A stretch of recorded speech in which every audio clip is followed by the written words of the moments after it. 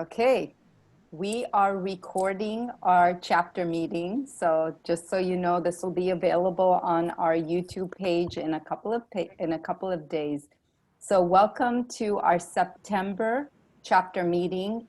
And in case you don't know, I am Nanor, and I am admitting one more person in.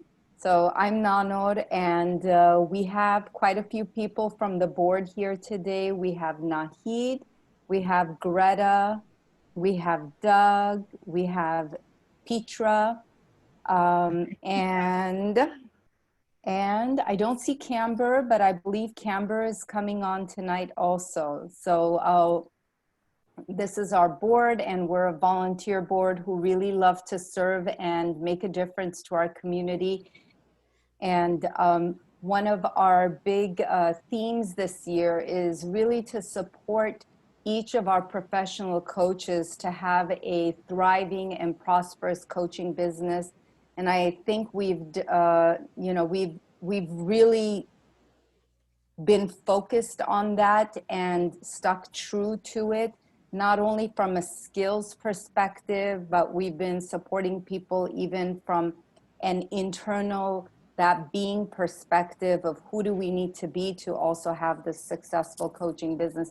And I think that's kind of at the heart today of what we have going on. So I'm super excited to have Michael here today. I've never ever been a part of one of your programs, so I'm super excited for this. Nahid has been talking you up. So Nahid, I'd love to hand it over to you, and please share. Well, hello, everybody. Can you hear me okay? I have to sort of manually hold my microphone to my mouth, but thumbs up, thumbs down. Is this A good? little louder. All right. I got I'm practically swallowing it at this point. I'll try. If you were sitting next to me, you would hear me shouting. Um, okay, so, Michael and I have known each other for, I don't know, maybe over a decade now, probably longer than that. And I have lots to say about him, but one of the, and I'll give you a more formal introduction in a bit. But one of the things that's really important about, I guess, what Nanor was saying about our theme for the year, it's about building a prosperous coaching business, but there's different aspects to that. And one aspect is the business development skills, and we've been bringing you a lot of programs related to that. But the other aspect that we all really believe is important is that part about growing yourself and how we all really need to work on growing ourselves in order to be effective as a coach, because this is a business about growth. And we can't really grow our clients very well if we're not growing ourselves. So, with that in mind, we've also brought some great speakers in that can really help give some perspective and guidance along the coaching journey. And for me, Michael has been sort of the epitome of the coaching journey. So in my history with him, I've always felt like Michael was on a journey, and of course that I'm on a journey too, but he's several miles ahead of me. And so when we've had these conversations, I felt like in these conversations, Michael's given me a little metaphor or a glimpse of what the journey is ahead. And so I'm going to talk to you a little bit more about that in a minute. But what Nanor wanted, because we really haven't been able to meet in person since COVID, is she really wanted us to have some kind of experience of networking. And so what we're going to try tonight, which we haven't done in a virtual meeting yet, is putting you in breakout rooms with 2 or 3 other people and having you answer a question for about 10 minutes so that you have some time to get to know each other and actually do some virtual networking with each other. And so what I want to do is set the stage with a question that's going to be very relevant as we go through Michael's program a little bit later. So the question is, I want you to imagine that you have an opportunity to meet your future self. And your future self has been coaching successfully now for a decade, 2 decades, 3 decades. You get to pick the amount of time based on your your own goals or what you want for yourself or what you see for yourself, but quite a bit in the future. And it's been a wonderful journey. So in addition to growing a thriving coaching business, you've also grown yourself and you have a lot of wisdom to share. So when you get into your groups, what you're going to do is share this opportunity with each other, because you have the opportunity to meet your future self, but you only can ask your future self 3 questions. And in your group, what I want you to do is to decide what those 3 questions are going to be. Does anyone have any questions about what our activity is going to be? All right. So wait, within our group, all of us have to come up with just 3 questions, and The we have to group agree to it. itself, the group itself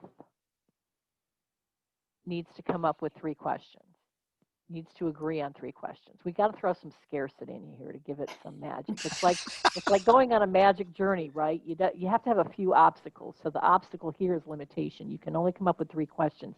So your group gets to brainstorm together and come up with the 3 questions that you'll ask your future selves. Sound good? Awesome. All right. Yes, Karen. You're on mute. Yeah, do you want to just, if everybody got it, great, but if somebody joins later, maybe put it in chat what you're asking? Just a thought. That's a great idea. I'll do that. Well, now, Nora, you're going to be putting people in breakout groups, right? So she'll put it in breakout groups, and I'll put it in the chat. Thanks, Karen. Okay. Nahid, how many years in the future? Well, that depends on you. Okay. Oh. So for me, I would say 20 years in the future.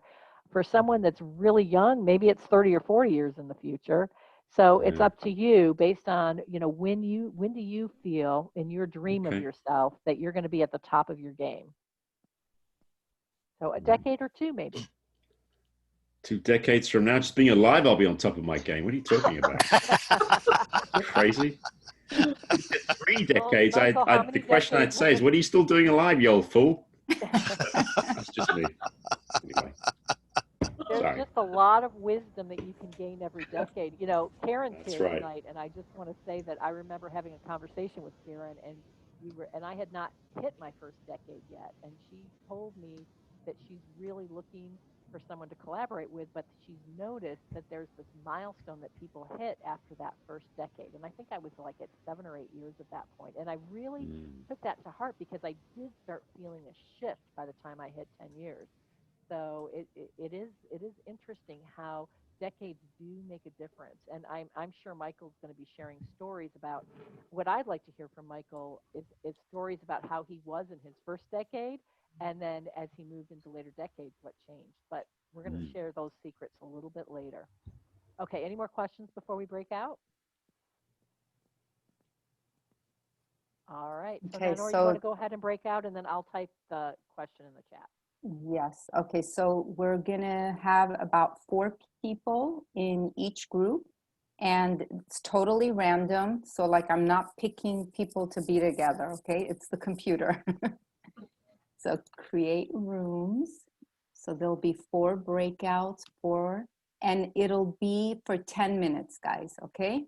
And I think you have to accept to be able to go to join the breakout rooms. So ready, set, go.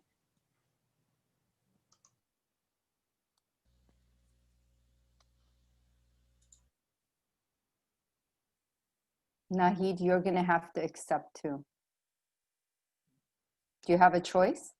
I did, but I said later. Oh, does it come back? Because I wanted to join also. You can join break rooms from here. Okay. Yeah? Okay.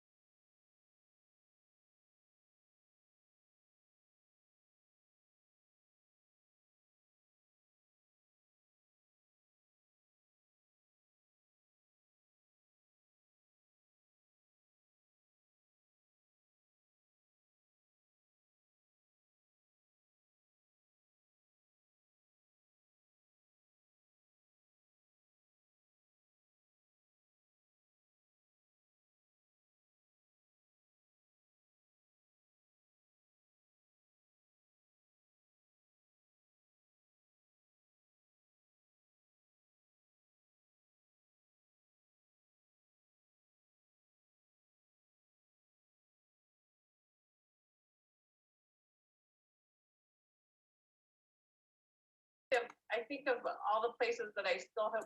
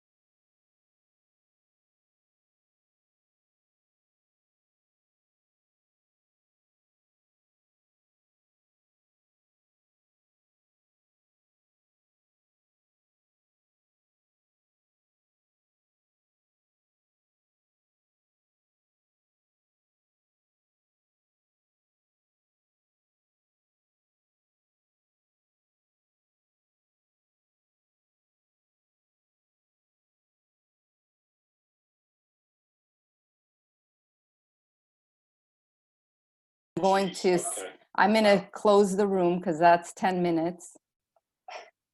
Should I? That one a lot. What's the turning point of being is enough? Well, yeah. What was the turning point of knowing? Because it's all of what we were talking about was all learning and certifications. What was the turning point of knowing? I know. Sorry, guys. I had to. So if that, does everybody like that one? Or, yeah. So who should I have forgiven? What do you want? What did you have to unlearn to learn? Now that you are here, what's really important? What would you like to tell or share with your younger self? What did you need to let go of, or what was the biggest obstacle in your way that would have allowed you to arrive at the destination sooner? I do like that one, destination faster. Yeah. And what would you like to tell or share with your younger self? I like that one. And see, I wrote, where's your heart? Where's home? What's home? Seeker versus traveler. So what's the vote here? I'm going to let you guys pick. I got to go to the other room, guys. Thank you. Hi.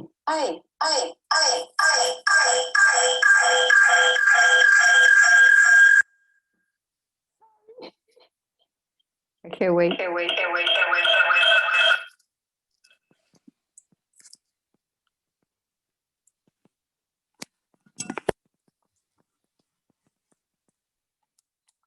Give me 1 second here. Unmute. There we go. Let me close that. Okay, Nahid. Oh, we can't hear on mute. All right, can you guys hear me now? Yes. So for those of you that did that, how was that experience? I've got some thumbs up. Yes, it Yeah. got very existential in our breakout. It was very Yes. good. Good. All right. So Excellent. here's the thing. I'm not going to have you give us give us your answers yet, because we're going to work the conclusions that you came to in your groups into the session with Michael. So what's going to happen is, since Michael has gone on this journey, you guys are not actually going to be able to ask your future self these questions, but you will be able to ask Michael these questions about his journey. And so you'll get an answer, and it may be very close to an answer that you might give yourself after you've coached for 20, 30 years. What do you think? Good? Good. All right, awesome. All right, so I would like to kind of formally introduce Michael, and what I'm going to do is I have to switch my screen over to his bio, so that'll just take me a second here. I only have one screen to play with. Nahid, I can't hear you very well. Just Yeah, I know. There you go. It's better. Okay, I'm just having to hold my microphone up very close to. Pretends it's a COVID mask. Okay. Love All it. right. Where's my Michael bio? I'm also someplace where I can't. Just do it from your heart. Okay, Michael, is that okay? I know it's all written. You know what? Yeah. The bio is stuff about me. It's like data points. Mm-hmm. What might be more useful is your experience of me. Okay, well, I'm all good about that. So, so I met Michael years ago, and I'm going to say it's probably like 15 years ago. And then I've periodically done things with him. So when I first met him, maybe he was a speaker at one of the ICF meetings, kind of like some of you. And then I had the great opportunity to work with Michael. We were both selected to work to develop an ICF accredited training program at Chapman's Leadership Development Extension Program. And so I got to actually teach with him. And so that was really phenomenal. And then after going through that process for a few years, we stopped that class. But then, you know, being president of ICF, I had him come speak a few times. And then I took a class of Michael's. It was a webinar class. And, you know, the one thing that I remember about that class is this idea that we often don't think that we're worthy. And he really helped me kind of in that class, just going through webinar by webinar by webinar, really get in touch with my own sense of self-esteem and self-worth. So it was a great segment of my personal journey. I also have a moment that I remember with Michael, and I don't remember exactly what we were talking about, but it was something that I was struggling with. And Michael said to me, something about this tunnel. He talked about the light at the end of the tunnel. He talked about when you go into the tunnel, it gets darker and darker. And before you see the light at the other end of the tunnel, it gets completely black. And then you keep going in the darkness, and then you'll see the light at the other end of the tunnel. And I don't even remember what the problem was that I was struggling with. And I don't remember how he got that was going on with me. But I remember that metaphor, and I remember, okay, I just have to go through the darkness, and there will be a light at the other side. So these are the kinds of things that Michael has happened in the interactions that I've had with Michael that have just kind of moved my journey forward. And so whenever I think about the coach's inner journey, I think about Michael, because I feel like he travels that journey with complete and intense integrity, more than anybody else. I mean, we all are into personal growth, but he's really into personal growth, and he pours himself into it. And so I really wanted to share Michael with all of you because I personally and passionately believe that personal growth is the number one thing that is going to make the difference between having an okay coaching business and having a phenomenal coaching business. So I think with that, I'd like to just hand it over to Michael. Well, thanks, Nahid. While I don't specifically remember that conversation, I suspect we were both stoned. It might have been one of those, Nahid, there's a light at the end of the tunnel even when it gets dark. Something like that. But you've put your finger on what I also deeply respect and appreciate about this profession, and what I noticed at the very beginning. And so it just became natural to pursue it that way. And what it was that the process of becoming someone who coaches and having a coaching business and sharing that business with other people is probably the best personal development path on the planet. Because when we are congruent with that path, we have to engage with ourselves because of what we're modeling in every second of the coaching conversation. And the way it related to business for me was that one of my mentors was a man named Thomas Leonard. And he said, if you want to grow your business, grow yourself. And I didn't quite get the full scope of that right away. It was like, okay, I'll work on some stuff, But over time, as I got my MCC in 1999, it opened up a door for me, and I went, holy crap, there's so much more to learn. And what I was learning was how much stuff I had taken on over the course of my life that was actually getting in the way. And so my journey has been to constantly get to a state of alive emptiness inside so that I can hear the whisper rather than have to wait for the screams of where to move and what to do and how to be. So it's become a constant process of subtracting. And I know we talk about coaching presence a lot, but for me, coaching presence is a function of what's not there. It's a function of the absence of the attachment to beliefs that I think I am. My belief, this is me. Well, not exactly. A belief is something we acquire. It's a construction. No one is born with a belief. You don't even have the word belief, which means we get it after we're already here and we are a someone. So when we pry that apart, we start to look at other things we think we are. And an exercise that I did at a certain point in my journey was the question, who am I without? And I had a whole list of fill in the blank things over there. Who am I without a credential? Who am I without my education? Who am I without my roles? Who am I without my family? Who am I? Who am I? And it was generated by work with a client who was working on being a workaholic and wanting to stop it, but not being able to.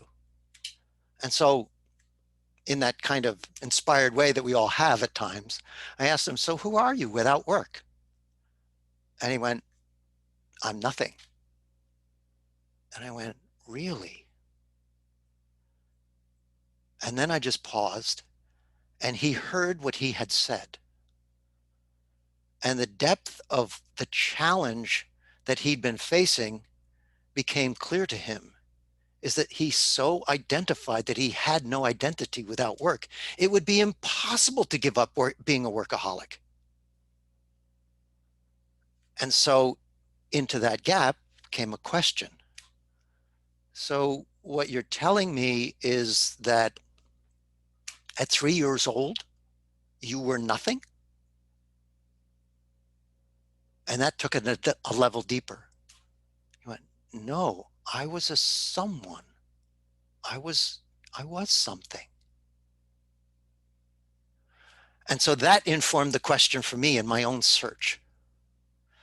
And before we go further, I want to share with you, because I do want to talk about the business things and a couple of the elements that we highlighted in the promo. But I want to share with you one of my favorite quotes. It's from a coach, but he's not a coach as we know it. It's from Phil Jackson, the NBA coach, formerly for the Lakers, formerly for the Chicago Bulls, the most successful NBA championship coach in America. And he said, in the long run, nothing's more important than the evolution of consciousness. Winning championships is the greatest feeling in the world, but it passes. In even the best case scenario, it's just a byproduct. What doesn't pass is the opportunity it offers each individual player for personal growth and evolving consciousness. And the adventure of my life in the profession of coaching, that's the context for the business. The business isn't the point. It's compelling, it's important, but it is simply a game board upon which we get challenges presented to us that are an opportunity for us to grow ourselves, grow our consciousness, evolve. It's just another game board. And when we approach it like a game board, then we can learn from the game board and learn from what we're encountering instead of make the game board the point. And that resonated with me for quite a long time. And I want this time to be not a whole lot of me talking. I would love to be fielding questions and then have you source this conversation as I engage with you and either respond or ask a question or something like that, because then what happens in our time together tonight is personalized to you in the same way that we want a coaching session to be personalized to the client. When someone is going for a credential, and I've been an assessor for quite a long time, one of the things that is crucial that assessors measure is the coach's response to the client and the degree to which it is customized to what the client says, rather than formulaic. Let me check a box. All coaching agreement, tick, tick, tick, tick, tick. Yep. But that could be anyone in front of you if that's what's happening. And for me, the foundation of coaching is the recognition of the uniqueness of each of us. The awareness that it is one of a kind over the entire course of history, over the entire globe. There has not been, nor will there ever be another one of you or anyone else. And from my perspective, that means that that's actually the most powerful contribution you can make, because it's the one thing we can't get anywhere else. We can get people's skills, we can get their knowledge. You can Google success formula, and get like 6 million results in like 30 seconds, how to achieve anything. But we can't get you in the experience anywhere but at you. And this makes the coaching game really easy in the conversation, because now I see my clients as that one-of-a-kind creature plunked down in front of me, and my job is to understand how it works. And by my seeking to understand how it works, that person gets more clarity about how they work. And when they have more clarity, they can leverage that clarity. So we evoke awareness, that competency number 7, and we also then facilitate their growth, because that awareness helps them take themselves forward. And I'll just share with my beginning, and then I want to open it up to any questions that you might have related to business or not. Because it also in my frame is that we are holistic beings, meaning everything affects everything. So someone asks me about some thing over here, but it also has resonance somewhere else inside, because we are not a set of pixelated boxes. We're a composite. So my beginning in this journey, and you also referenced this, Nahid, in terms of you getting more appreciative of yourself and your own self-esteem. I had had 56 different jobs over the course of my life. I counted, actually. 3 previous careers, and I had done any number of personal growth workshops, development. I was processed more than Velveeta. And so I had the same experience with almost every one of them, every one of those programs. I didn't get to the success I want.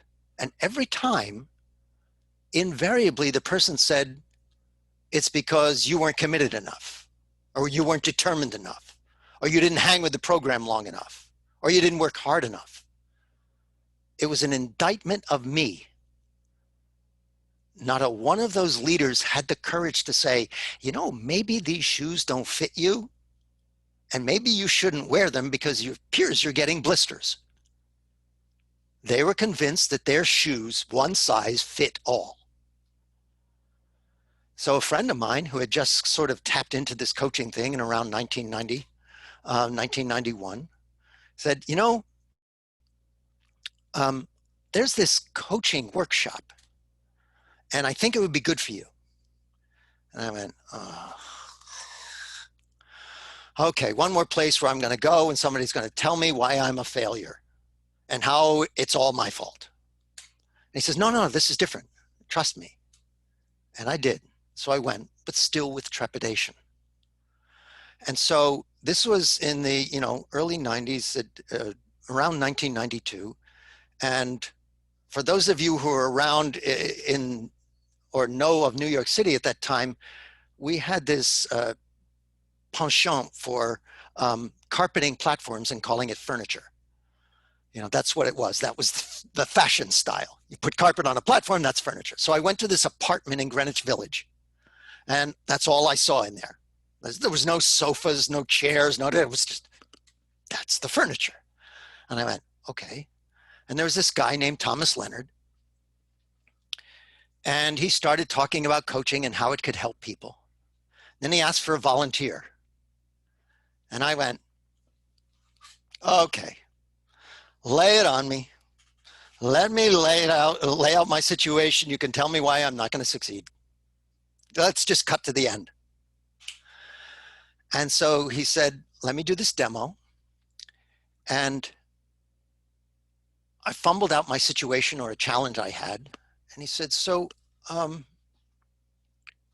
when you've been successful in the past, what methodology did you use? And I swear I sat there blinking like Eeyore the donkey. No one had ever asked me a question like that before.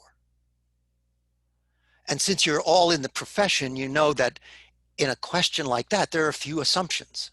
One, the assumption that I've been successful, which is accurate because if you're still alive on the planet, you're successful, at least at that. Number two, that I may have a method. And number three, that if I looked at it closely enough, I could examine what that is and figure out what my recipe was. So I kind of fumbled an answer. And then he said, and when you came across obstacles, what character traits did you draw on in yourself? Eeyore again. Nobody ever asked me that. I didn't even realize I had character traits except failure up until that moment. And so again, I called out this answer. And over the process of 15, maybe 20 minutes, what he did in that experience was returned me to myself as the expert in my own life. Now, I may not be expert at particular subjects or topics or skills, etc., but I am the expert in my life. I live with me 24/7, 365, and leap year. And so he kept drawing out of me my way, the way that was so uniquely congruent with how I was that it was much easier than trying to wear the coat of other people's method. And I went, oh, hell yes, I want to do this. So that was my beginning. The second thing I want to tell you is about business. And in the very beginning, I was just excited. So I talked to everybody. I hounded a few people. I need practice. Would you let me coach you? What are you going to do? Just shut up, come to my house, coach. And so I talked to a lot of friends and we did a lot of practice and that sort of stuff. And I have to say that my own coach training school in some way let me down around the aspect of business, because they started to tell me what I should be doing in order to grow my business. Now remember, this is a profession where we're looking inside a client for their best path to their success. But I was now being told how to do it. And one of the things that's a constant message for marketing is you have to have a niche or a niche. I called it a niche because we say the word cliche, it's not it, And they said you should decide on it and then market it and really work it. I couldn't decide on anything. So through my path of simply engaging with my life, I found myself coaching rock bands. So who decides on that as your niche? That didn't exist as a niche. I couldn't have chosen that niche because no one had ever done it. It just didn't exist. And I coached 44 rock bands in a 5-year space. And those experiences trained me to coach in organizations because the situation was exactly the same. 5 people all playing on stage at the same time, but not playing together. When I wound up going into corporations later, that was exactly every business team I encountered. And they had a leader. In the band, it was a front man who thought he was all that and had what I affectionately termed charismatic personality disorder.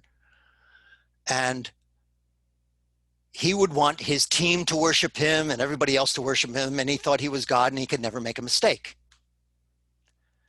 So we wound up coaching on leadership, communication, team development, all that sort of stuff. And we also coached on taking care of your clients, meaning in that case, the audience, taking care of your vendors, which were the people who did the lights and the sound and all of that sort of stuff. And so when I made a transition to corporate coaching, I was already at home. So it didn't scare me. So that's just a little bit of background and part of my journey. But the key thing, going back to what Nahid said, is that when I enrolled to coach, the place I worked the place I worked with is one that had a course called Personal Foundation, which was focused on working on yourself. Get clear about your needs, your values, get things met, handled, all that sort of stuff. I discovered that my personal foundation sucked so terribly, I decided to drop out of the training and focus just on that. And I did for a year. And then I came back because it was a lifelong learning pitch. So I came back and I blew through the classes because I was positioned so much better in my being and in my life that I could hear and learn and implement much cleaner and much easier because of the baggage that I had left.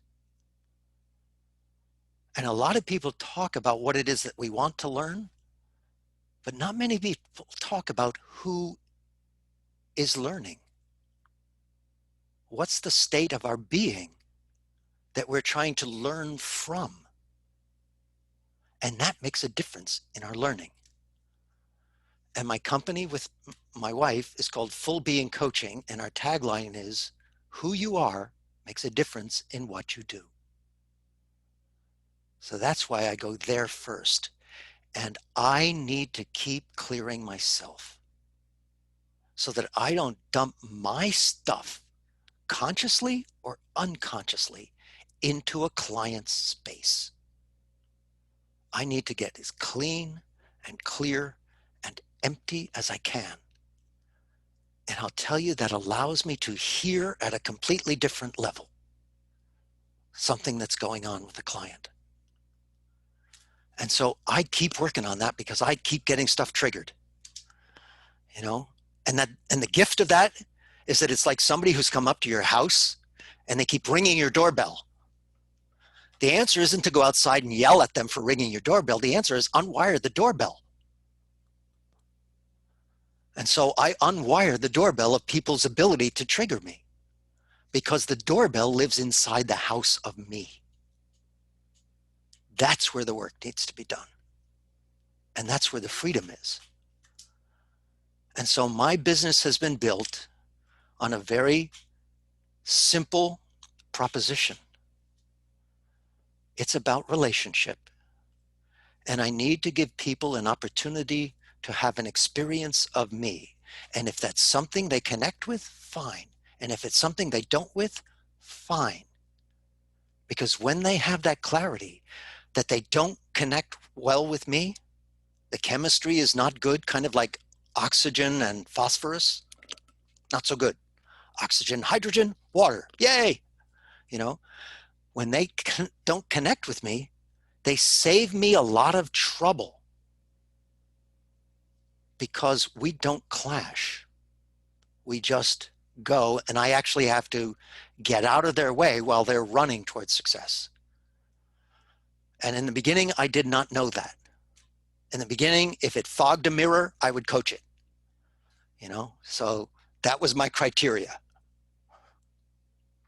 So with all of that as a kind of preamble, how can I serve you and support you today?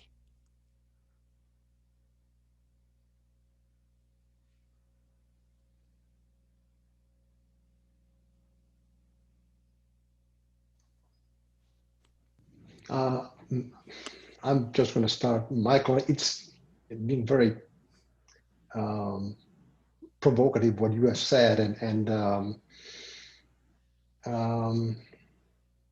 do you mind if I ask you to elaborate on what you actually mean on clearing or cleaning yourself first? Okay. And I got some hints, but could you elaborate on that? Sure. First is, you know, we all have had emotional experiences over the course of our life. That emotional baggage, if it's not resolved, is like vegetables in your refrigerator going bad, and they start to affect all the rest of the vegetables in the, you know, so now you have a vegetable case full of penicillin. So if we don't engage with that and resolve it and clear the space of that and or subtract the energy of that so that it is no longer present, it's going to affect how we relate. It has to.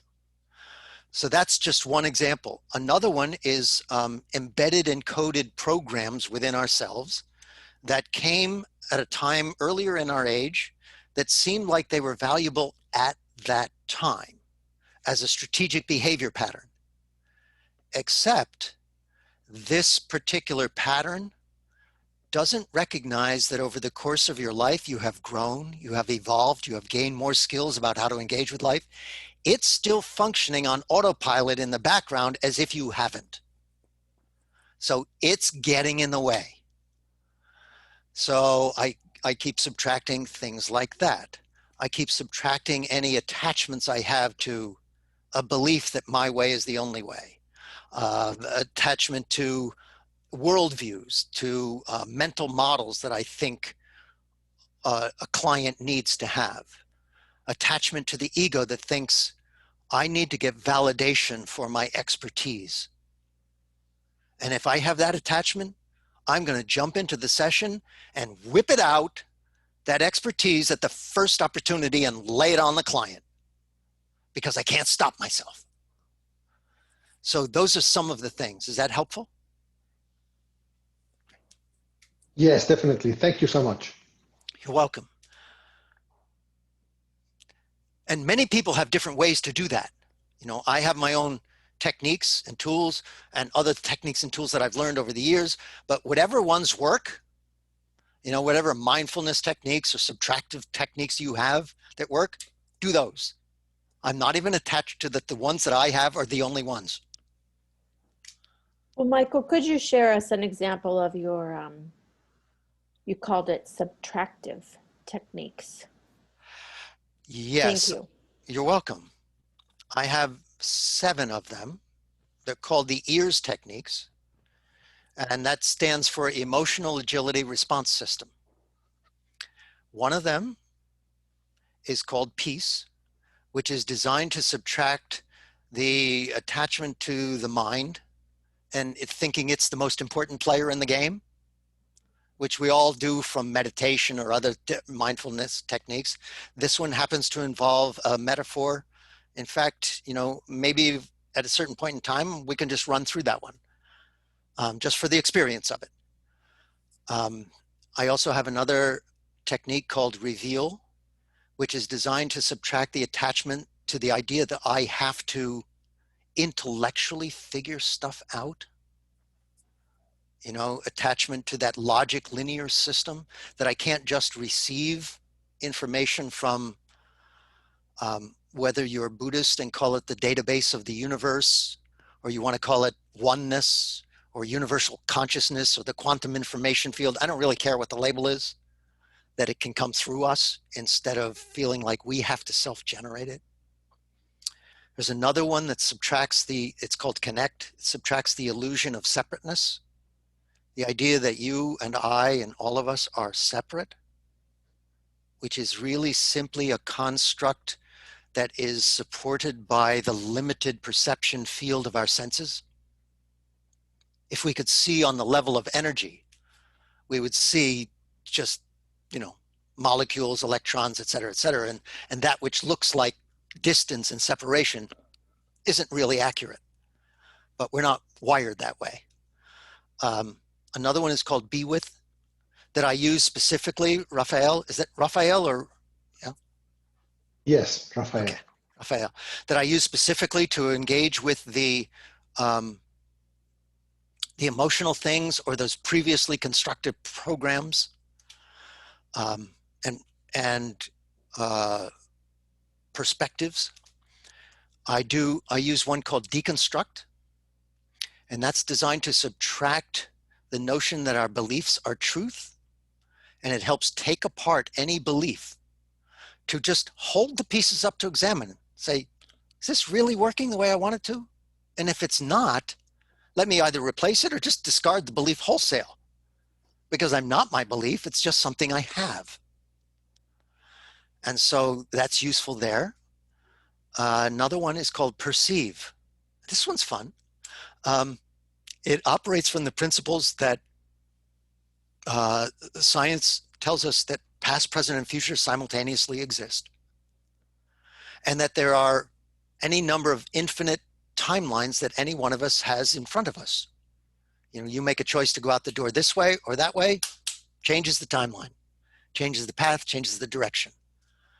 And so that process helps subtract the idea that we are attached to a particular timeline, and whatever it is that we're going to engage with, we have to either create or it's inevitable. It's not. There is always another timeline that is more user-friendly and attuned to the uniqueness of you.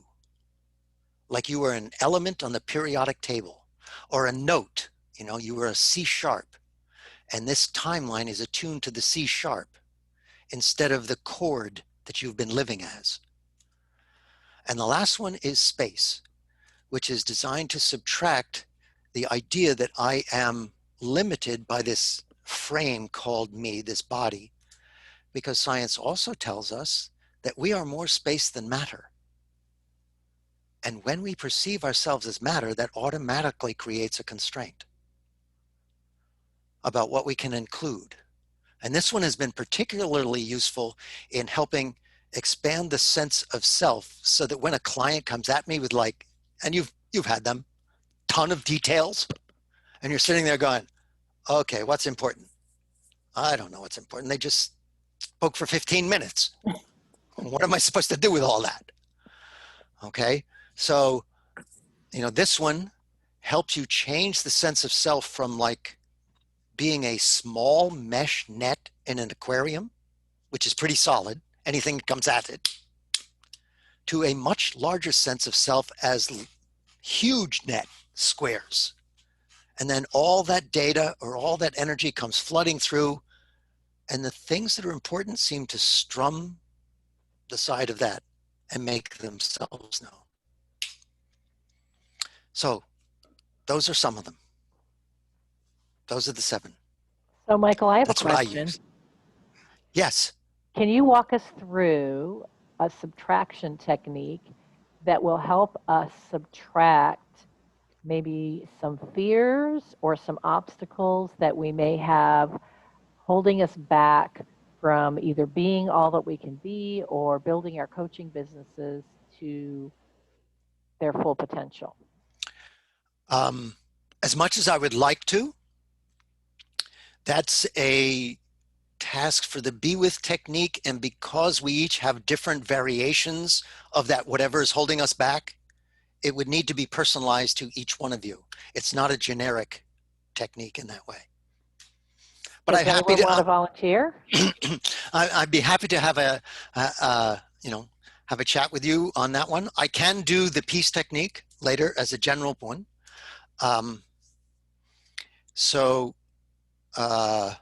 And maybe if we do have time, and that seems to be something that would be of value to a good number of people, to observe one of those experiences, I'm happy to do that.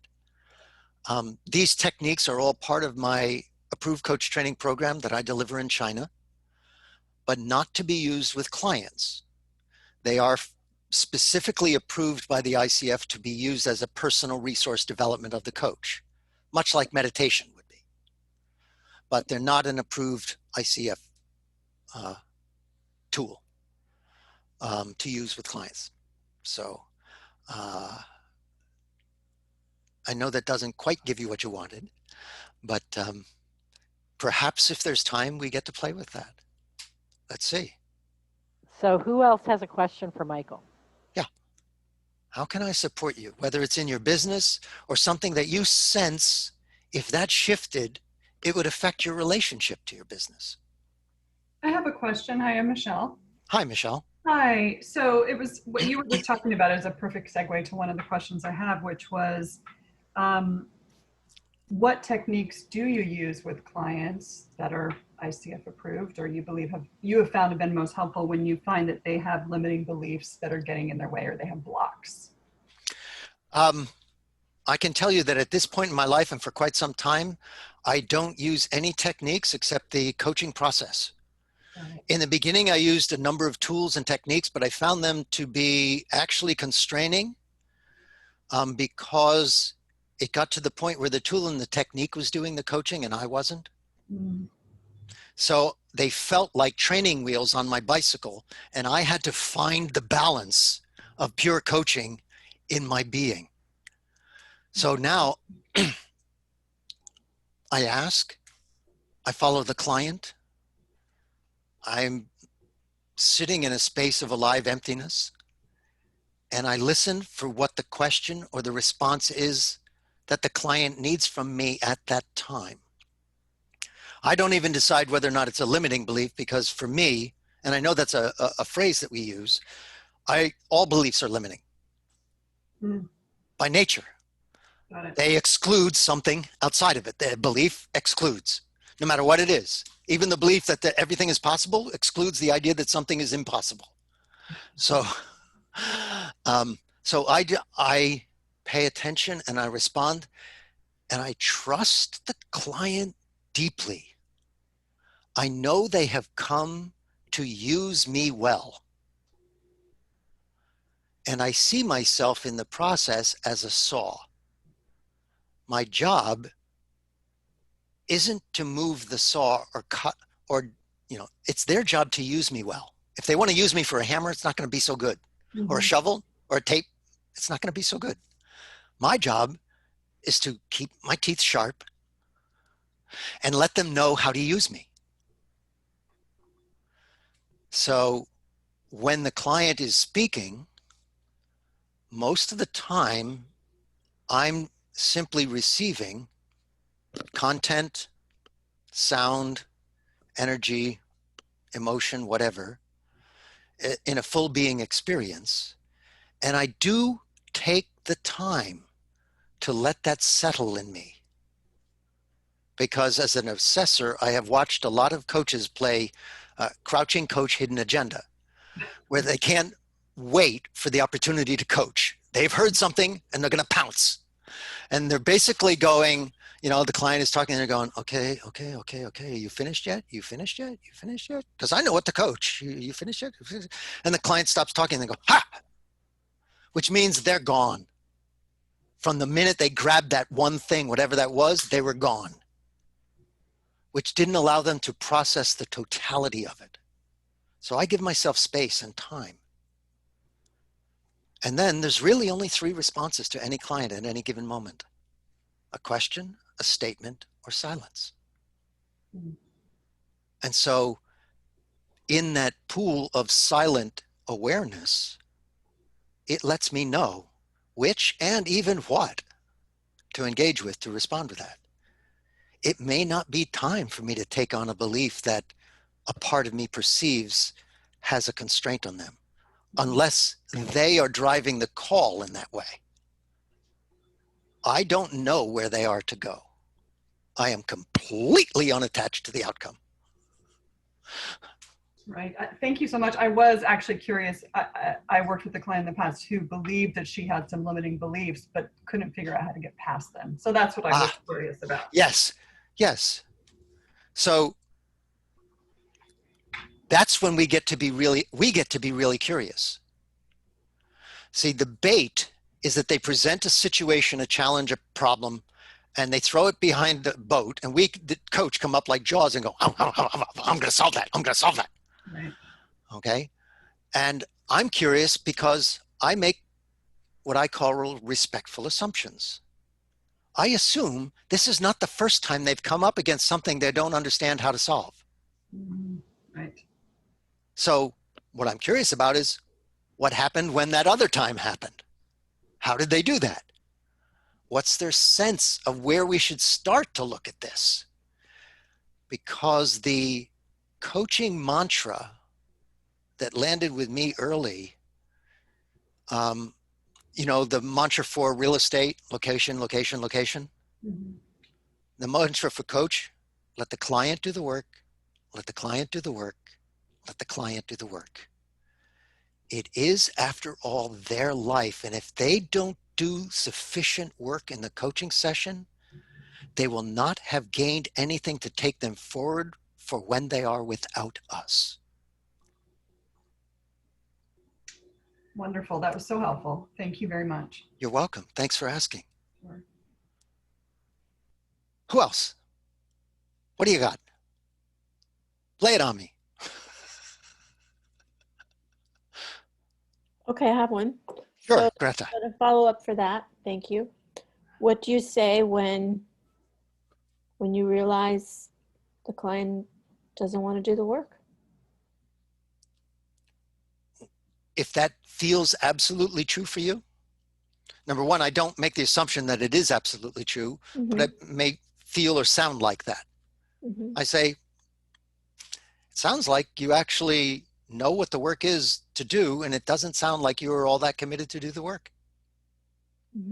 I just tell the truth. I said, I don't know if that's accurate, but at least the way you've been behaving seems to indicate that, with as much neutrality as I can. Because we do get paid to observe and notice behavior. And it's not a judgment that they don't want to do the work.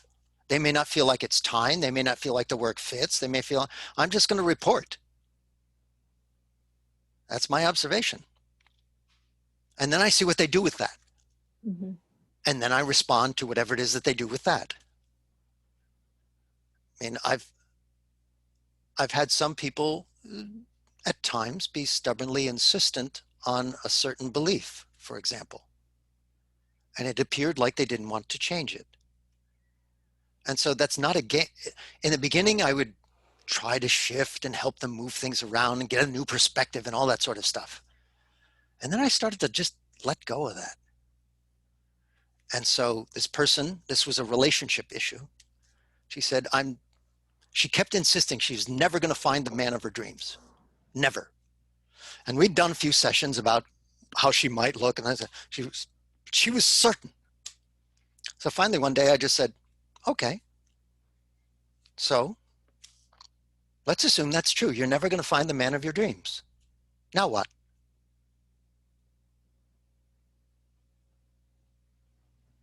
And then she stopped and she would, but wait, I want to find them. I said, okay, so how are we going to approach this differently so that you find a path to that?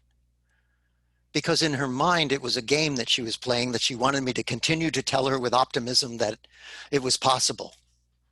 I just stopped debating. I just made her right. Basically said, you're right. Now what? What do you want to play with? So that you can get some value out of our time together. And I think in the adventure of my life, somewhere along the line, I had coached enough people where I no longer played the game of seawall bang head. You know, just was not worth it. My life experience is more precious to me than that. And I'm not modeling that level of toleration. You know, and at that point, it also starts to indicate whether or not we're a fit or not, in which case I may not be the best person for that person. They may be better served by someone else or some other kind of professional, because they may have an emotional, traumatic hook to it that has not yet shown itself, but it may be the block, and that's not my province. You know, I do not take that stuff on. I'm clear where my game is. I coach. I don't do therapy.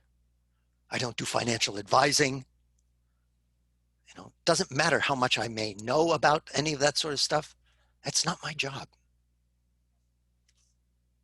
And that's one of the really exquisite things I love about the ICF is that they set the parameters around the ethics of simply coaching versus doing all these other modalities, because that made my job easy.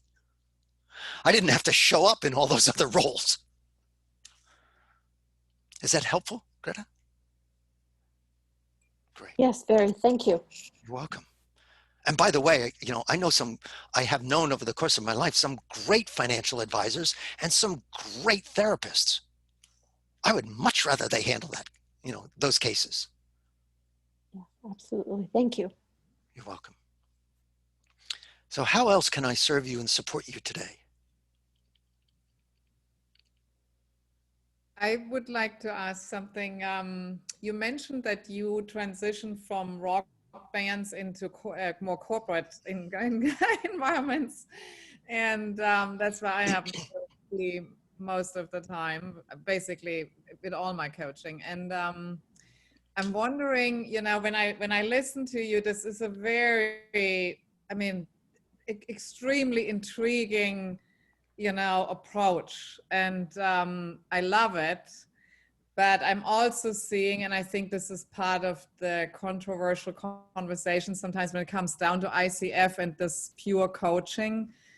You know, how do you, or where did you see your angle of bringing that into, you know, corporate engagements where a lot of focus is on, you know, yeah, it's great to be holistic and it's great to look at the individual, right? But we got some goals to meet here, right? So like you said, and someone else mentioned earlier, maybe people got, you know, enrolled in an initiative, right? They may not even really have yet developed that strong urge of, yeah, I need to really work on myself, maybe a little bit of a short-sighted, I just need to function in my role, right? I need success, whatever the definition of success is so different in that sense too, right? So Yes.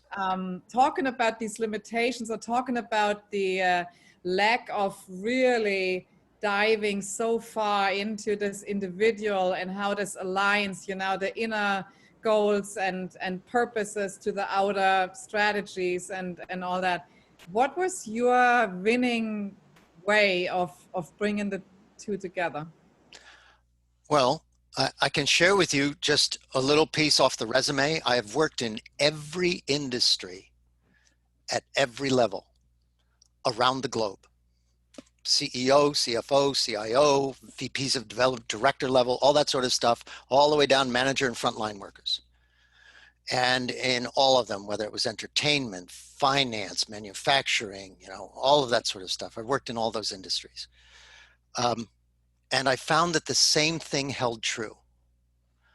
That what I needed to do initially in the initial engagement process was clarify for them how I worked and why it was important to work that way. They needed to understand that it wasn't about getting another strategy, because they'd had management technique of the month for years and they didn't work, they didn't stick. Whether it was TQM, whether it was Six Sigma, whether it was lean, whether it was, whatever the thing was, and quality circles. I remember going back for that one, whatever it was, the 5 whys, it didn't matter. It didn't completely work, number one, because they couldn't sustain it. So we had to have the conversation about the fact that the reason they had been spending so much on all of those trainings was that they weren't addressing who was in the training. The training was an intellectual construct that they were trying to apply to behavior. But if you don't engage with who is doing the behaving, then you're not going to get what you want. And what will happen, and I almost guaranteed them this, I said, what will happen in 6 months is that people will stretch and start to give you the behavior you want, and then they will rubber band back because they have not made the shift in their being that needs to happen in order to sustain that in a congruent fashion. So I had to do a lot of educating of them about how it worked, about what was, and I would use a lot of analogies and models, things like that to clarify for them. I would say, so if you have 2 leaders in a room and they say, so I don't want to work on this personal piece. Okay, so let's examine that. If you have 2 leaders in the room, one who has a fear of losing power and one who sees his employees as someone to be empowered, they're going to relate and act differently and come up with different actions, different strategies, reveal a different amount of information to the people. So where do I have to work? I have to work on who is doing the relating, coming up with the actions, coming up with the decisions, etc. So they started to get it. And then after a while, because my business over the course of time has been referrals, 99.9% for over 20 years, it's been referrals. When I did the first couple of those, and yes, I did have to have that conversation still, but the degree to which I had to have it was less, because what happened was that the people who were referring me did the field work for me. They let the people know that we were going to work in that area. And they also let them know the results. So yes, people have their targets. Yes, they have their goals, but it's not just a function, for example, of sales, of trying to force them to make more cold calls. They already know to make more cold calls. So I introduced them to what I call the coaching equation. Performance equals potential minus interference. So the simple analogy of that equation is, if you have a cell phone and you go through a tunnel, your signal cuts out. Cell phone's not broken. tower is not broken. You have something interference in the performance. This is right from Tim Galway, Inner Game of Tennis. And so now the game becomes, what's the interference? Because every employee already knows how to solve problems, or they wouldn't have gotten the job. They already know how to begin and complete difficult tasks, or they would not have been continued to be paid. They already know how to communicate with people, and sometimes with difficult people, or they would never have lasted in a job. So I have an entire list of respectful assumptions that I'm, by the way, I'm happy, Nanor, to send to ICF Orange County, and you can send that out. I make these assumptions about every client. And so if those qualities, those traits are not showing up, it's not because they don't have them. It's because something's interfering with their expression of them. That allows me to partner with the person on a mystery hunt. Oh, so let's play detective. What could possibly be in the way here? Now, occasionally I will admit there are some systemic issues within some companies where they actually get in the way. And I've hit a couple of those. I've hit a couple where the leader and HR and the person they want me to coach are not in alignment. As I got longer in my business, I started to see that and turn those down. Because that was, again, an experience of seawall, bang head. And so I started to discern whether or not this was a viable coaching opportunity. And it really comes down to that my life experience is more precious than suffering because the system doesn't fit me or the circumstance doesn't fit. It's just that important.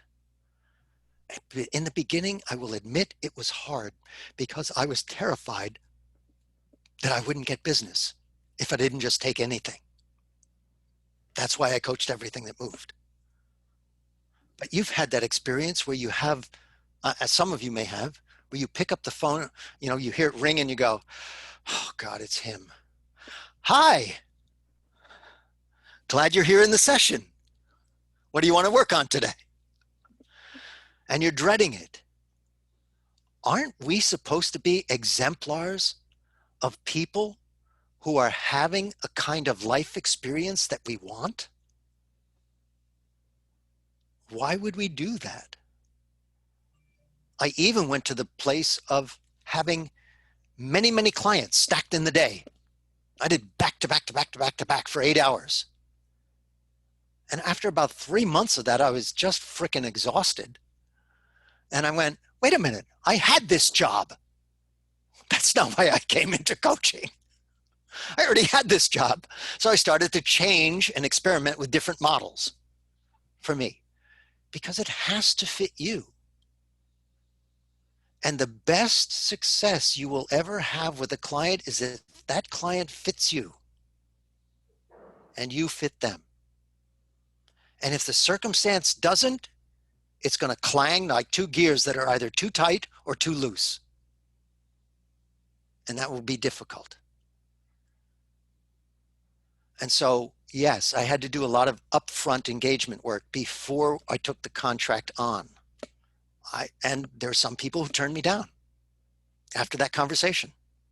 And when I would go home, I would go, oh, thank you, thank you, thank you, thank you, thank you. Because I knew there was something out there that would fit me much better. One sidebar, a key part of developing my business, I did not give up my alternate income right away. I did not put a pressure on myself to develop a new business in short time so that I could take care of my expenses. I actually kept my other job. I had 3 jobs, in fact. I kept those jobs while I was growing my coaching business because that allowed me to turn those down without fear. It allowed me to be fired without fear because I knew I had an income. Now that was my way of handling that. Some people were great on the, I'm just going to throw myself in it. I've got like a year's worth of reserve capital, and that pressure is what keeps me moving. That wasn't me. But some people do well under that situation. So again, one has to find your path, the path that feels like the best shoe you ever wore. And with people in the corporation like that, I've found that there are plenty of executives who are more than willing to actually see that the real work has to go on inside them if they're going to really make a difference in the people.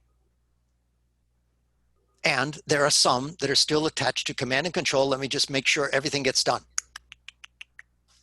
They're not a good fit for me.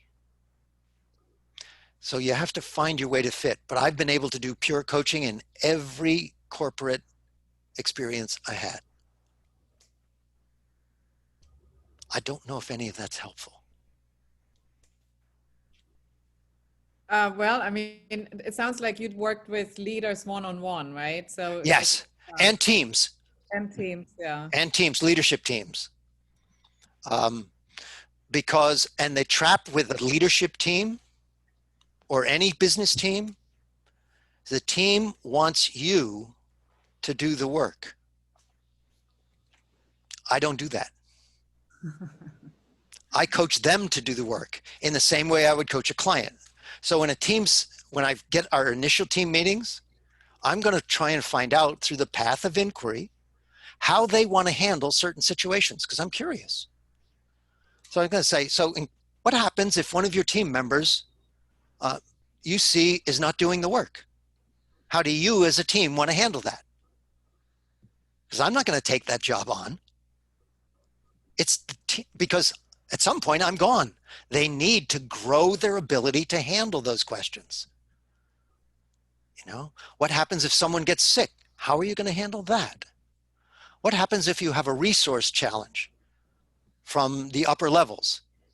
How are you as a team going to handle that? So it starts to become a path of inquiry so that the team creates in the same way that a client creates, the team creates their own solutions to things, which then makes them more sustainable when I leave. You know, so that's huge as a shift. Is that helpful? Yeah. Good. I think we just experience, you know, a lot of change in this profession, right? And so there's most definitely, just like you probably went into meetings and as you said, you selected, you know, who was a good partner for an engagement and maybe who was not. On a larger scale with organizations, it's interesting. You get to that same point in the negotiation, right? And then you basically end up having to call out, are you ready to walk the walk? Are you just yes, right? And that's the interesting moment. Yes, it is. Because when a leader says, and by the way, I also don't do any remedial work anymore. I am not there to fix their problem child. Usually their problem child is a problem child because something in management hasn't been happening that needs to. But they don't want to address it. So they want the coach to come in and fix them like a parent. Oh, he's misbehaving, fix him. Nope, not anymore. Had too many of those experiences. It was always frustrating. And to your response, I also challenge the sponsor and say, what are you going to do to support this ongoing coaching with this person? Because I've had leaders pull their people out of a coaching session for a meeting. And I'm going, you're expecting some sort of outcome here and you're actually derailing the process. So I want to know what your commitment is as the leader to supporting the person you say you want change in. So it's a full-on conversation. Usually takes a couple hours. Yeah, and it can take even longer if you think Yes. about, the initiatives are getting larger, right? So we're not reserving coaching anymore just to the leadership suite. We're Yes. really starting to, infiltrate throughout the organization. And yeah, it's interesting. I mean, we hear a lot about well-being and employee experience and, the things that really matter on a one-on-one, like you described from the beginning, right? And then you really wonder, well, how much are you really ready to walk the walk on this one, right? I mean, at Yes. the end of the day, are we still looking at that and making the right? Or are we more concerned with shareholder returns and how this company is going to move forward, in the long run? Right. So, Yes. And often, and it's useful, dramatic analogies are very valuable. You want to move forward with the shareholder returns.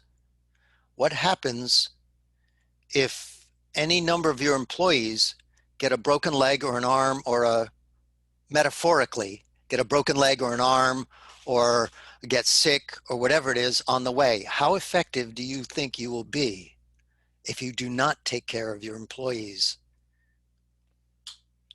And that's a question we need to have with them.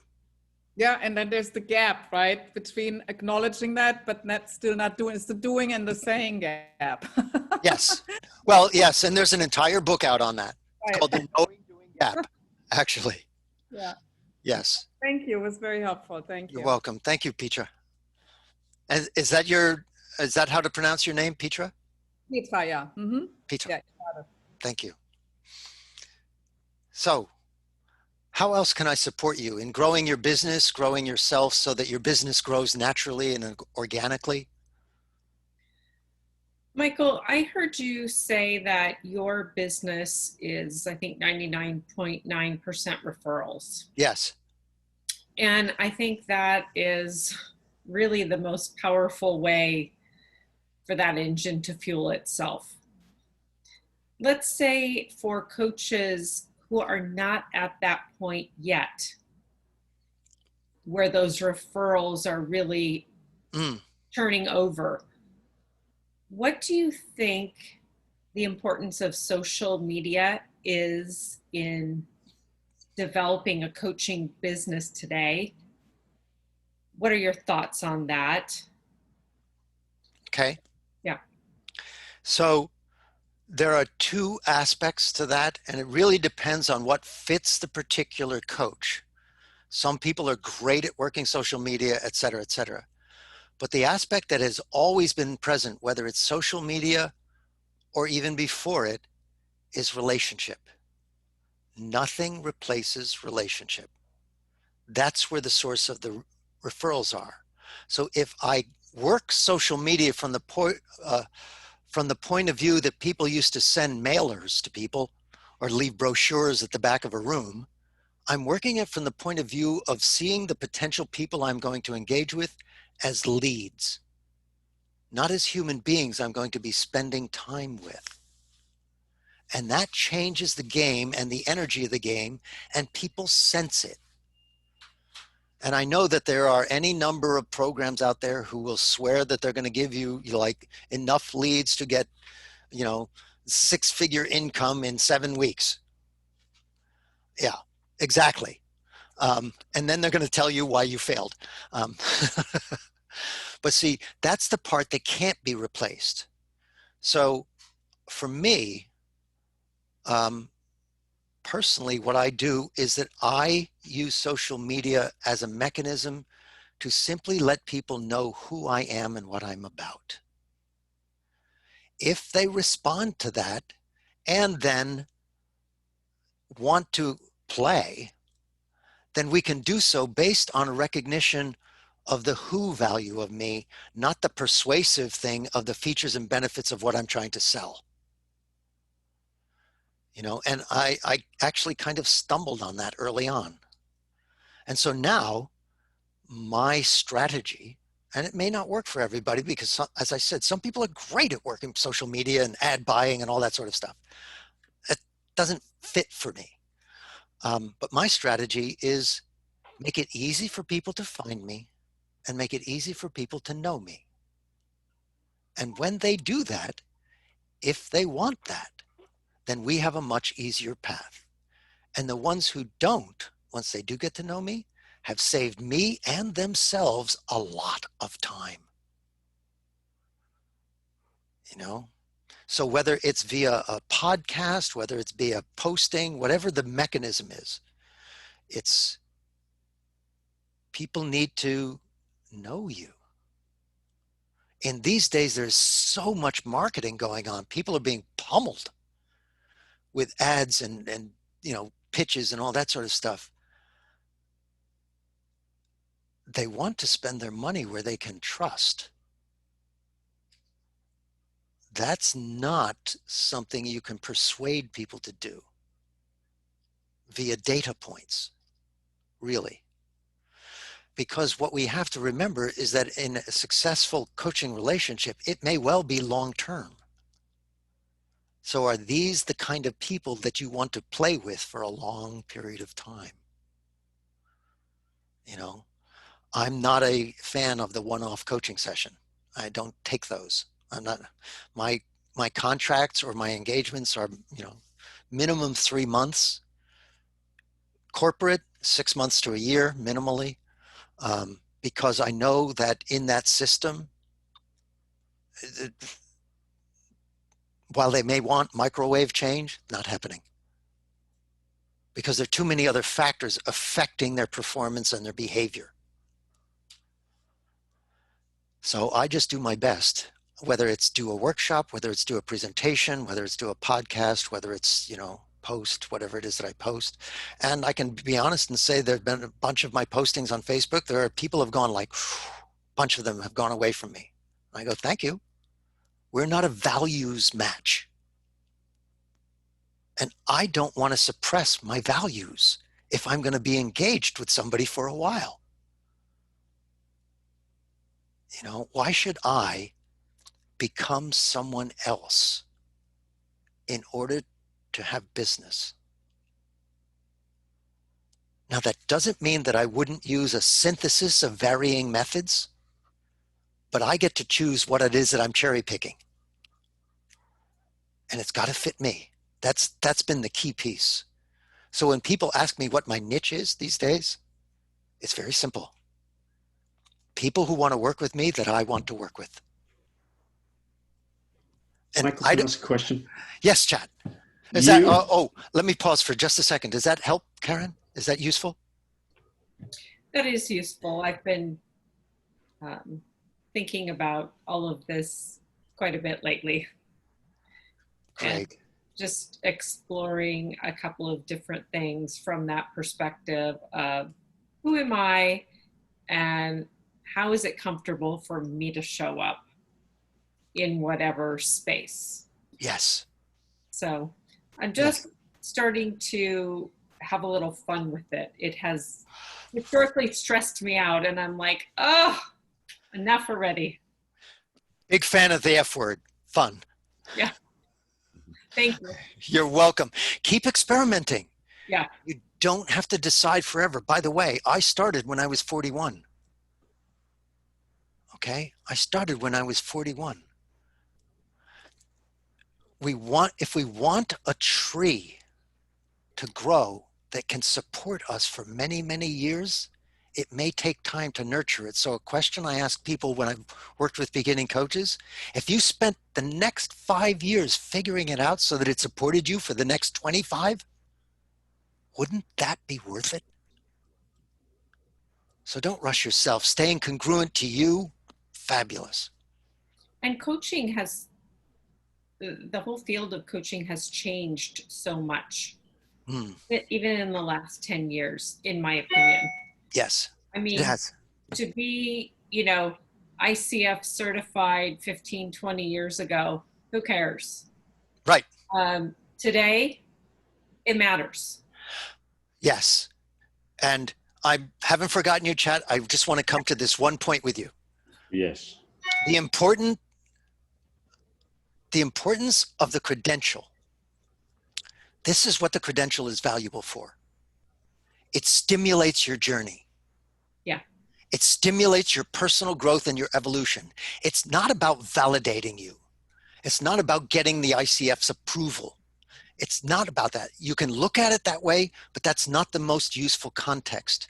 It's a game, like basketball is a game, that you can play to grow yourself. And it is an exquisite game for challenging your personal growth and your personal evolution. The measurement is actually secondary. Yeah, for a long time, I even resisted Yeah. the pressure around having that ICF credential. And then, you know, I got on the journey and the path, and it's really been great. Me too. Me too. It's been extraordinary for me, and it keeps going. Yeah, yeah.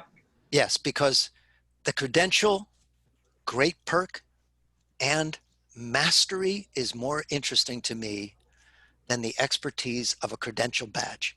Sure. All right, I'll let you get to chat. Thank you. Great, thank you. And thanks for waiting, Chad.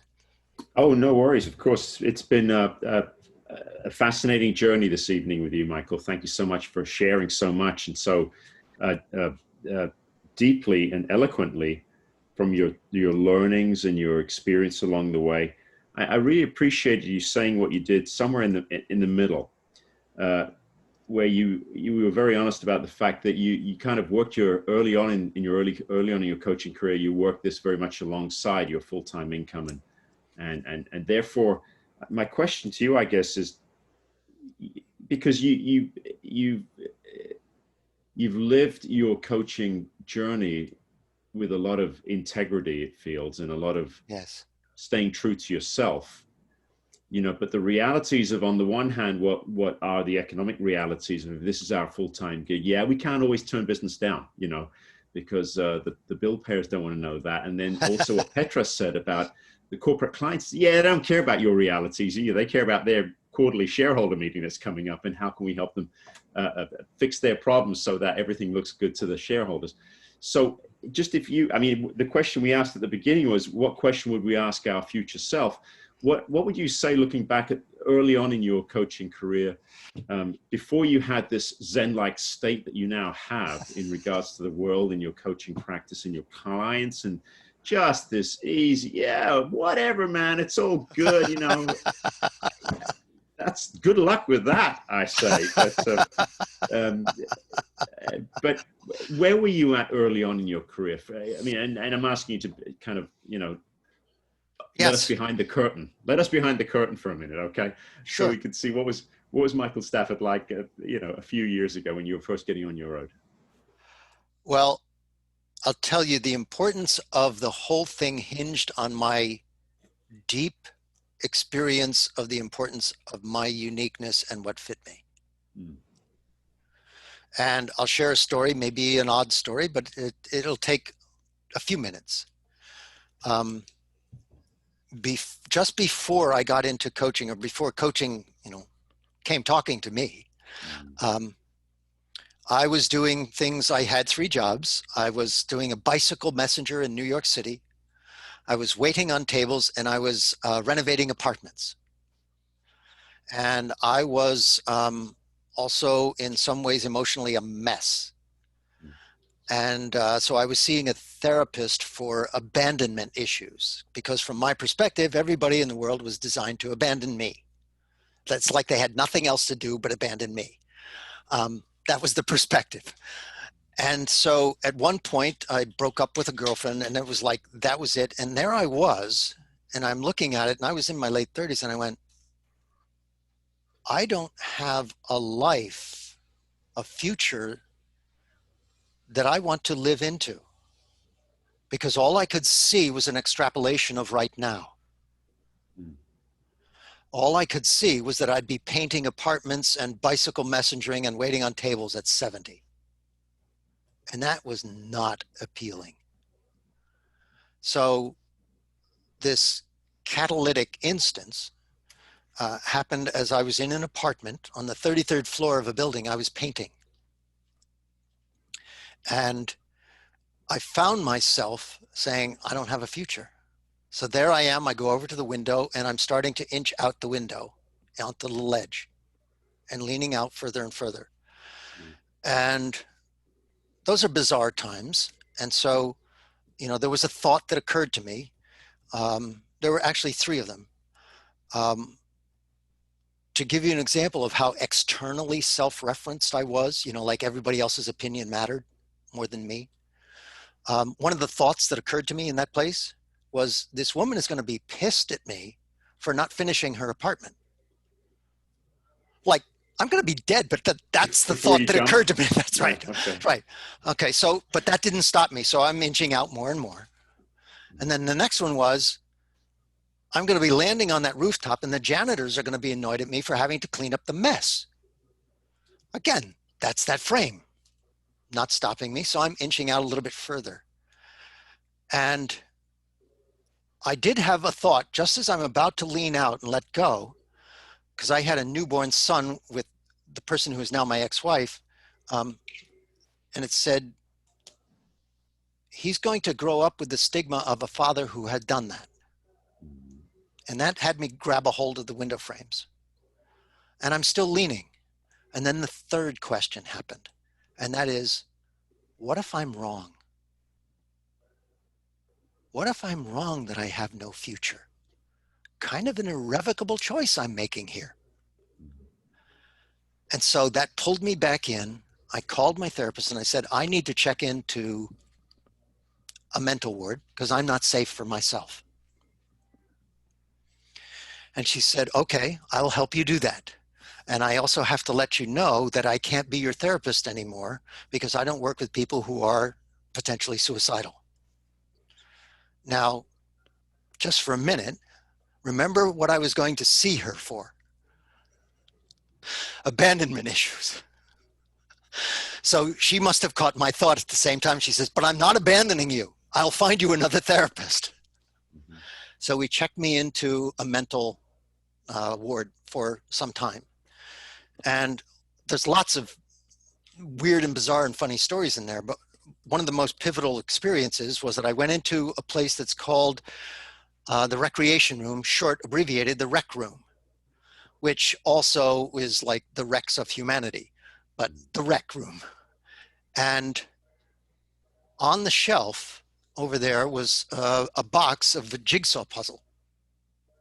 And on the side of that, it said 10,000 pieces. It didn't have the box top. And something prompted me to pull that down and find a table in the corner. And so I started to put it together. And as a kid, I loved jigsaw puzzles and I know how to do them well. You know, you find the flat piece on the side, you do the outside, you get color patterns, you know, oh, red, that's the barn. And I didn't have a picture to go by. So I was making it all up. Some reason, this time was different. And I took one piece at random out of the box and I put it in the center of the table. And then I took another piece and tried to fit it to it. Nope, another one, nope, another one, nope, another one, nope. I continued doing that until I got 2. And then I did the same process for the whole puzzle. I was the hero of the ward when I finished. The other guys were going, yay, you know, crowding around the table, he finished. And I, you know, something in me said it was time to go. And I did. And I went and found she found another therapist for me. But I got home after that and I walked into my apartment and my entire life had changed. And I said, I don't like that color wall. I only painted that color because she wanted it. I hate that sofa. I always hated that sofa. I only bought it because she wanted it. And I started to look at my life to see where I had compromised myself for acceptance, for belonging, for love, for approval. And I started to look through the lens of what fit me. And I realized that I was that singular puzzle piece. That was me. And that created and began a process of recognizing that I was of value and I had all, and I just, what fits me? And then along came this coaching profession and bang, that fit me. And so in the beginning, yes, there were still vestiges of all of the impulses that I had not yet cleaned out. You know, Raphael, I had not cleared them out. So they had me take on clients who are not a fit, or take on situations who are not a fit. But I very clearly and quickly learned, you know, but I did keep working so that I could do that. And I had my own coach. And this, in growing one's business, is probably one of the most significant pieces we can do, because it is a message of congruence. If I don't believe in the coaching process enough to hire one for me, what am I telling my potential clients? And having had my own coach, and I actually wound up having him for 17 years, and that's not because he sucked. It's because I went through many iterations and evolutions and things like that over that time. But when someone asks me whether or not coaching works, they can't debate with me, because my own personal experience says, I know it works because I used it to change my life. So when somebody says, how do I know? I said, this is where I was. This is where I have come to. I know it works. And this is why one of the strongest things one can do for your business is to have that as the energetic background that you communicate about your business from. I know it works because I've used it. And that's, you know, that coupled with keeping the day jobs until I had actually built a duplicate income from coaching profession that allowed me to gracefully and easily shift over. And yes, I was a working fiend in the beginning, but I didn't want to put the pressure on my newborn coaching business to help me survive. I treated it like a business, like a startup. And I'd been in enough restaurants to know that a lot of restaurants tank in the first 4 years. You know, they go in the toilet, they don't make it. It's not because they're not doing a lot of work to try and keep it going. I treated it like a business, not like a hobby. Now, that's not bad if someone wants to do coaching as a hobby. That's great. Just don't expect what you would expect from a business for a hobby. You know, so in the beginning, yeah, it was hard and a lot of work and a lot of refining and clarity. In the beginning, we used to do brochures. You know, nobody does a brochure anymore. We used to do brochures that you would leave at a talk on the table. I found that the brochure process never really got me any business. But what got me is it gave me the clarity in trying to fill out the brochure about how to speak about my business. You know, and I don't remember whether it was Seth Godin or Simon Sinek who said, nobody ever bought anything in an elevator. So the whole elevator speech model, you know, it's not that that is useful in and of its canned self.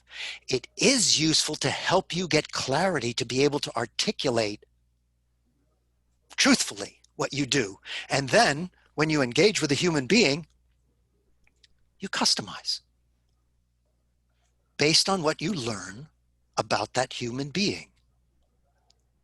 So I don't want leads. I want to engage with people. And that helps me. So they feel like I have, even in the potential conversation for a coaching relationship, they feel like I have heard them and seen them and honored their uniqueness.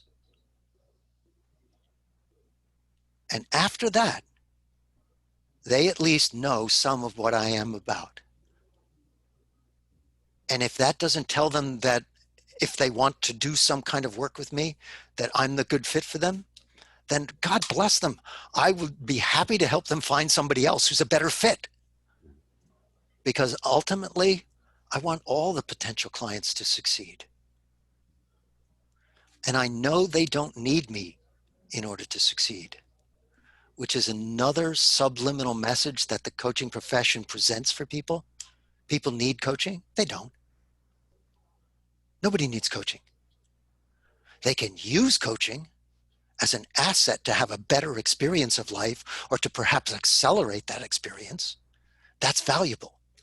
But people have been getting success in love, in health, in life, in money, in career, long before the coaching profession came around. We just change the experience of the journey. We can help it be more of an adventure. We can help it be more fun. And so now, one of my questions that I ask myself, and sometimes occasionally a client, if it fits, is, given that we're all going to die, how do you want to experience your life on a daily basis between now and then? And in that question, there is nothing about what do you want to accomplish, because that's not what people are going to remember. They're going to remember how they experienced you as a human being. I'm not 100% certain, because it's a possibility, but I genuinely believe that no one is going to be at somebody's graveside and say, you know what I remember about him? He got his to-do list done every day. That's not what they're going to remember. It isn't what I want them to remember. So now, with that question for me, when I answer it, what do I want to experience every day? On a daily basis? Fun, joy, deep, rich relationship, feeling I'm being used well for what I'm good at, a high profitability, a high ROI on my energy and my time and my, financial situation. I want to experience that. I want to experience challenges that intrigue me to engage with. I don't want to just experience challenges, because if I did that, I would just like, oh yeah, I'll go climb Everest. Doesn't intrigue me. But I have my answer to that question. And that changed how I set up my life. It became the filters, the sentinels at the gate. And so that when a client potential comes to me, they have to go through those sentinels. Does this look like it'll be fun? So, is that useful, Chad? Thank you. Yes. I mean, to thine own self be true, right? That was. Yes. And the precursor to that, know thyself. Mm-hmm. Yes. And to thine own self be true. So however you market your business, it's got to fit you or it's not sustainable. It can't be. Michael, I just want to jump in here and Sure. Thank you so much for your time. And I guess I got to put this up here so that you guys can hear me well. We only have a few minutes before we're going to close, but one of the things we love to do at the end of our sessions are, what are my gems? What are the key things that I got from this discussion? I think it would be a great gift to Michael as a thank you for his time. For those of us that are here, to just share verbally one thing that you got from the session that you really appreciate. And, you can all take yourselves off mute and we can just kind of go around the room real quick and then we'll wrap up and say goodbye. So who'd like to start? I'll start. Thank you, Lois. Oh, right, Karen, go ahead. That's okay. It's something that I feel like I've known deeply all along, is just to keep being myself. And I think we get a lot of messages, if you will, from the outside that would tell us otherwise. Mold yourself like this, package yourself like this, act like this, walk like this, talk like this. And what I keep coming back to is just to do it my way. that is personal and specific to me, and it'll be fine. It's what we do with our clients. Yeah. So thanks for the, having the opportunity to hear that message again and let it sink in a little bit further. Great. I have a 6-word message for everybody. Be yourself or die someone else. That's right. Who else would like to share a gem with Michael? Who else would like to share a gem with Michael? I'll go next because mine is almost exactly what Karen said and what Michael's philosophy was sharing at the end of to be yourself, and that's okay. And when you do that, that's when you start, I don't know if being successful, but you feel success because you're at peace with what you're doing and how you're doing. So thank you so much. Lots of jewels there. Thank you. Lois, who else? I'll jump I'll in. go. Yeah. Go ahead, Greta. We'll Go ahead, chat, Greta. and then we'll go Greta. Chat. Oh, Greta first, please. Okay, well, I'll say I loved your concept of alive emptiness, Michael. As a way of quieting your own thoughts, perceptions, assumptions, whatever you want to call it, and just be with your client and Yes. kind of let them lead the way, and you be the tool that they can use to create their own masterpiece. Great. Thank you. Thank you. Yeah, thank you. And I love the part about subtraction. Who are you without this? Who are you without that? Because, at the end of the day, as you say, at the end of your life, you're alone. You're all you really got. Yes. So thank you for that. You're welcome. And you may not come up with a label or a word. It may simply be a feeling, but you'll know. That's a good point. Thank you. Michael, I want to just thank you for being so authentic to yourself. I've heard you speak many times. You and I have had conversations, and you are always the same in terms of your beliefs. And somehow you manage to be tremendously intimidating because you're so thoughtful, but yet at the same time so approachable. And it is a wonderful talent. Thanks. You're welcome. Haven't heard that before. It's great. Some people are thought leaders. I'm a thought intimidator. Thank you, Doug. I appreciate you and I love you. Thank you. Okay.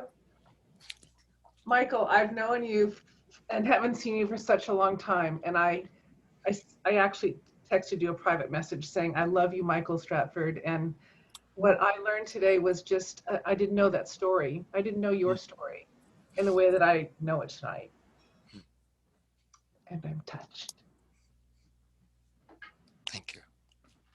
I feel that. Nora, would you like to wrap up?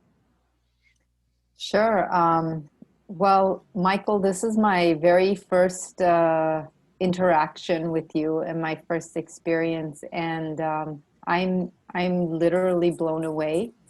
I'm, touched, moved, and inspired for sure. I want to get to know you more. You're that person that I would love to hone a relationship with. So I'm just, yeah. And one of the things, Nahid, that I got, the gems, if you will, is, first of all, thank you so much for starting us off this way, Nahid, with the little game that we had in the beginning, the breakout rooms. And we had like 3 questions that we came up with. And what is so cool, Michael, you answered all of them. Your future self answered our questions. So I'm just, it worked. I don't know if you planned it, Nahid, but it worked. It's magic. That's what MCC stands for. Magical credentialed coach. Yeah. Thank you, Michael.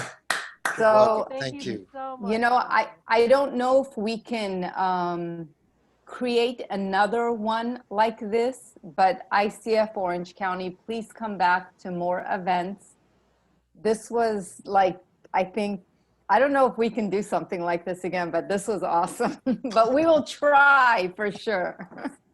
That's why we saved Michael for September, for our comeback month. So again, Michael, thank you so much for the gift of your time. We really appreciate it. And I appreciate all, can you guys hear me? Yes. Yep. Yes. I appreciate all of you guys for being with us tonight.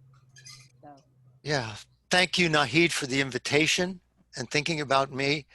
It was a privilege to be with you all and have this part of the journey of my adventure, you know, get called through me and support you. And what I want to say is I deeply, deeply appreciate you as colleagues in a profession who continue to seek to learn so that you can serve the people you engage with better. Thank you for being that. Thank you. Thanks, Michael. Thank Bye, you, everyone. everyone, Good to see for you all. coming. Bye. Thank you. Bye now. You. Thank you so much, Michael. Thank you, everybody. Amazing. Thank you, Michael. That was great. Thank you.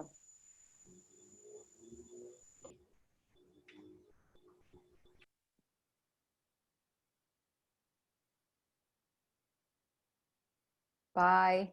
Bye, Greta.